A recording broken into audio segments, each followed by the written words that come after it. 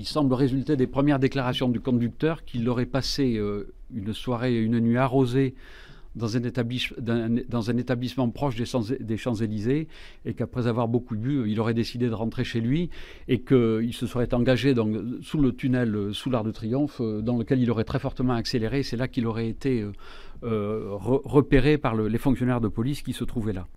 Aucune trace de freinage n'a été décelée sur les lieux.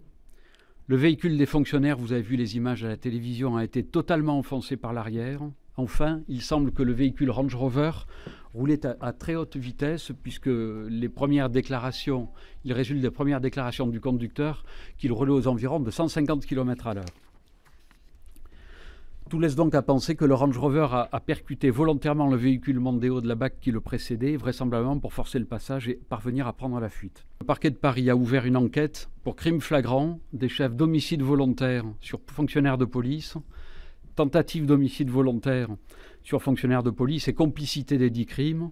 Ce crime est prévu et puni par l'article 221.4, quatrièmement du Code pénal, de la peine de la réclusion criminelle à perpétuité.